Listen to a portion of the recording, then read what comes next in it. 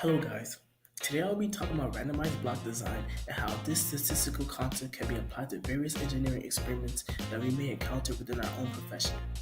To start off, randomized block design is used in order for statisticians to accurately view the effects of certain treatments/commands might have on the data they are trying to observe. For example, let's say a basketball coach is developing a new free throw line technique for their students to use at the line. They can select a random group of their students and simply record data on how effective they shoot at the line currently with their own shot form versus how they shoot once they use the technique that they are developing. This design, however, is known as completely randomized design and doesn't take into account different variables that might affect this free throw line experiment, such as weight, gender, or other confounding variables that might affect the experiment.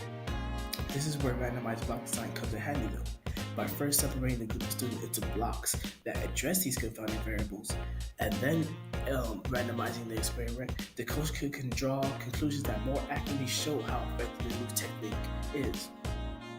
An example like this is why randomized block design is seen as the upgraded version of completely randomized design.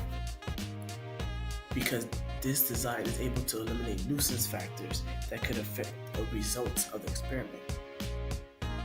In this table right here, I created an example of how a company like Apple might use randomized block design to their advantage. Let's say Apple is about to roll out a new iOS update, and they're trying to compare how the iPhones function on the new update versus how they function on the previous update. Obviously, Apple has many versions of the iPhone, and they know that the update might affect the different models of the iPhone differently. So by separating the iPhone by model, in this case iPhone 8 versus iPhone 7, they can get data that more closely pinpoints the differences between each model with the iOS update.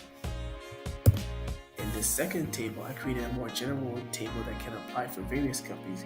For example, let's say a software company that's trying to see how different model years of their product might respond to various commands they set for.